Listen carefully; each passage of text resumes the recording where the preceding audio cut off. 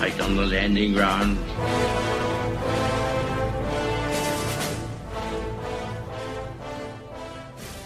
Thank you for joining us.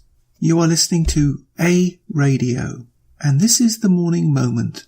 Please click on the follow button on Spreaker.com. This next piece is a bit complicated and convoluted, but please bear with me. It starts with the Laura Ingraham show, March 7, 2018, where she talks about the left in control of schools. Reading, writing, and activism are collegiate indoctrination factories. That's the focus of tonight's angle. Watching how things have played out during the first 13 months of the Trump era, I've come to the conclusion that liberals just aren't that interested in advocating policies that improve the lives of Americans. But what they do want, and it's part of the Obama legacy, is a constant state of protest and agitation, a resistance force-fed to them in their high school and college years. And now professors themselves are nurturing the next generation of revolutionaries.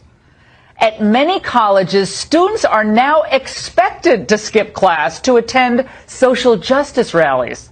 Why is this such a mystery to these people? It's Marxist 101. Get them young and get them often, but get them. If the future of the West is left-wing activism, the West is totally doomed by, in our case, electing a Marxist, socialist, communist, take your pick, into office. From day one, you could visibly see the decline of the country. No, I wasn't talking about Canada. Actually, I was talking about the USA. I saw, for one, while living in the United States prior to 2008, how the mainstream media got behind Obama. Very few people at the time criticised him. Very, very few. Hannity was one of them. Rush Limbaugh was another. But everybody else, not a word. They dared not criticise him for fear of being called racist. They played their cards beautifully. Listening to Rush the other day, he had a caller come on who asked, "What is the left's ultimate goal?" I was shocked that the caller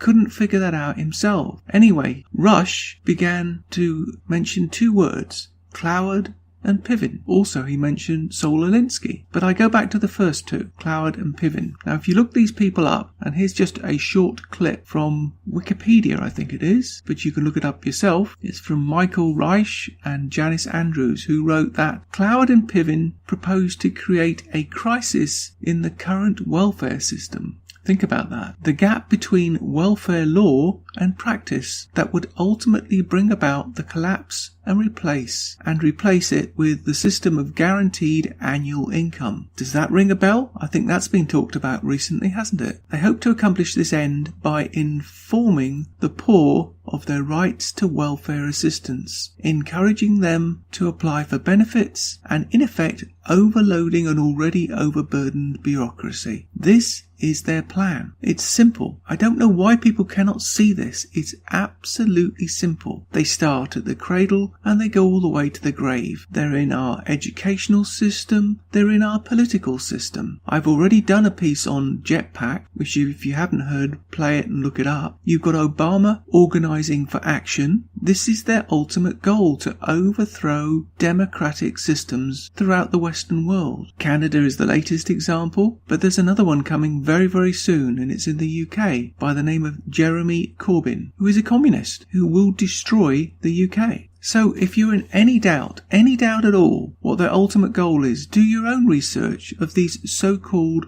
socialist heroes. Your thoughts, links on my site. You can find more at aradio.wordpress.com, where you can find links to us on Twitter, Facebook, Instagram, iTunes, iHeartRadio, Gab and email. We are continuing to reach out to you, so please pass on the links. Please click on the follow button on Spreaker.com. You can listen to all my morning moments at Spreaker.com under A Radio, that's EHRADIO, A Radio. And please click on the like button. And you can find all my podcasts and morning moments at aradio.wordpress.com and click on the Morning Moments tab.